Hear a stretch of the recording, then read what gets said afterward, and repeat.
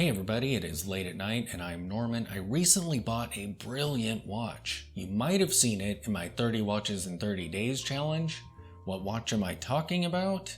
My vintage Certina watch. I've been keeping my eyes on this brand, looking for vintage Certinas on eBay for quite a while now, and I've seen a few brilliant pieces, but this one was so great I had to pull the trigger on it. So let's flip the camera around and take a look at this watch.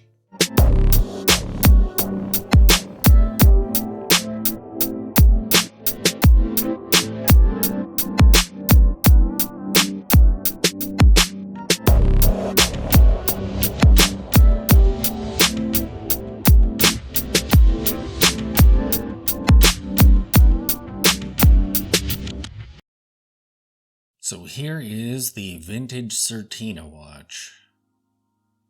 And I feel like Certina is a brand that kind of gets overlooked. They're still making watches today, and their current watches are actually pretty decent. At one point I owned one of their DS1 Powermatics, I think it was. It had kind of a pull router-ish dial. Very sporty looking. It was a black dial with a silver band around the edge of the dial. Weird, me owning a watch with that kind of aesthetic. My main gripe with that watch was its size. It was pretty large looking for me, and it did have a date window. Oh, I think it also had crosshairs on it, which was cool. So I have this watch on one of my Rios watch straps, and it doesn't quite fit right. I've got another one coming that will hopefully fit a little bit better. This one, the smallest hole is just a little bit too large for me. I can swap out this buckle to micro adjust it, and I'll probably do that. But the strap that this came on, although brand new, was not so good. This is the strap that it was supplied with, and I've worn it once, but when it arrived, it was new. It's a time port, which I've not heard of. But it's kind of cardboardy. It's very stiff and it's really long. So on my wrist, this ends up coming all the way over and it's completely visible every time I look down at my wrist. So I took this off. I tried it for a day or so, but just couldn't hang with it. So now it's on shell Cordovan. Looking at the lugs, they have kind of a fun shape to them. Yet from above, they're almost Bauhausy looking. They're drilled, which is really nice. I really appreciate drilled lugs or quick release spring bars. I used to be skeptical of the quick release spring bars, maybe because my wife had one come out of one of her smartwatches. But having a few watches that have those, or a few straps that have those, I really appreciate them. It's so nice being able to swap a strap out without any tools. But looking at the watch itself, it's nice and thin.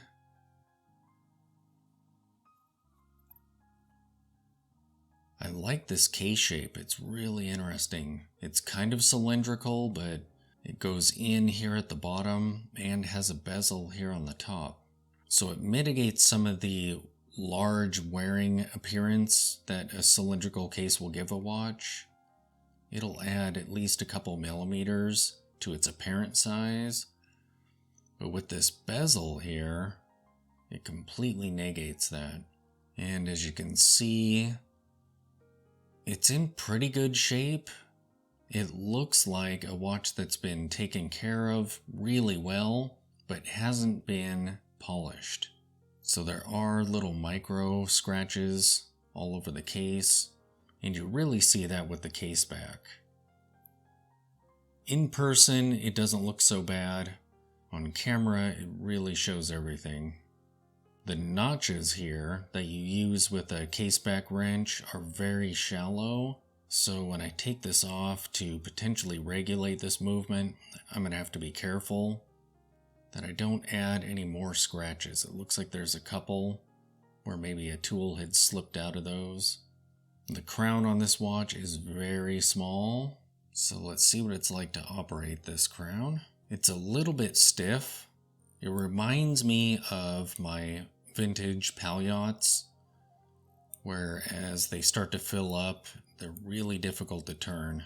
And you have to kind of be careful and pay close attention for when it's all the way full. Let's pop this out. All right, we see that the movement does not hack. And it's nice and stiff.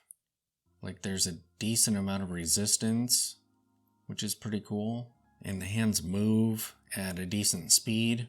Sometimes you'll encounter watches where the hands move really fast as you're setting it, so it's kind of difficult to set it to an accurate time. At other times they move slow, so you're sitting there turning it forever just to get it to the time that you need. We'll pop this back in. It's kind of a shallow crown stem, so it doesn't really come out a whole lot. But there's no issues with it at all. Zooming in to look at this dial, there's a great looking sunburst to it that's formed by these circles that are kind of etched in there. And these marks up here that you see are not on the crystal. Those are actually on the dial. I've used polywatch on this crystal. Get rid of some of that. And from what I can see, it's in excellent condition. So the marks that we see are not on the crystal. There's another one there. So a little bit of age spots, but not too bad. The silver around the edge there is just a mirrored finish chrome with applied indices in it. A little touch of a pull routeriness. Oh, and you know what? I never noticed before that there are minute markers in that band. That's pretty cool. Crazy how subtle those are. This is the first time I've noticed them. That's pretty clever. These applied indices are pretty cool. I love how they almost give the aesthetic of crosshairs without actually being crosshairs. And they really give this watch a unique look.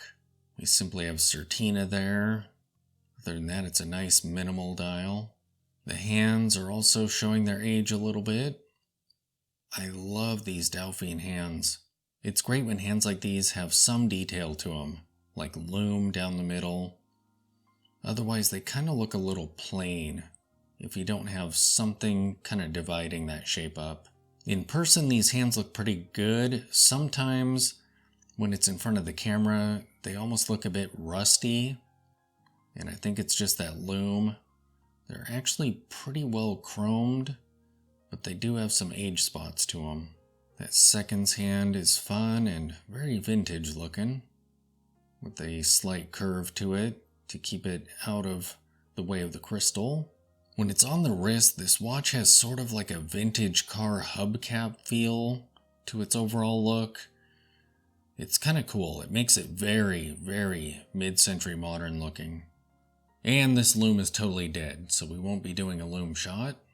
As for the specifications on this watch, the case size is 34 millimeters. The case height is only 8.5 millimeters, and that includes that domed crystal. The lug to lug is 41 millimeters. The lug width is 18 millimeters. The case is stainless steel, so it's not base metal that's been plated, I believe. I believe this is actually steel. That's pretty cool. The crystal is acrylic. I'm not sure what movement is in this watch, but it's a manual wind. It is not an automatic. And the movement in this watch seems to be pretty healthy, but it's running a bit slow, so I'll probably regulate it. If it looked like it needed a servicing, then there wouldn't be a point in that. I would just have to maybe pay to have it serviced. But yeah. Alright, so let me take off my vintage Hamilton, and we'll see what this watch is like when it's on your wrist. So here is the vintage Certina on my 7-inch wrist. And that is an absolutely gorgeous watch. I like how it's almost a creamy silver on that dial there.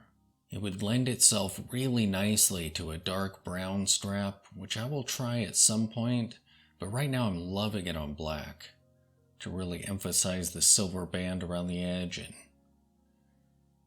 just looks cool. but I'll definitely have to try like an espresso colored strap or something like that.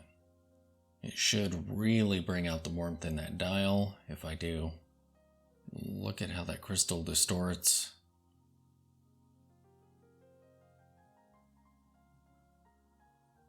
And that crystal, I love the shape of it.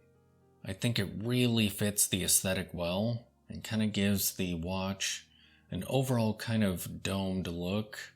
Makes it seem a little bit flatter on the wrist, even though it's already pretty thin. And it just complements that dial really well. This was kind of an impulse buy. When I saw the watch, I made up my mind probably within the hour and pulled the trigger on it. This is absolutely gorgeous. So there you have it, my super ultra mid-century modern looking Certina watch. This thing is just absolutely gorgeous. I've been wearing it ever since it arrived. So cool. Thanks for watching.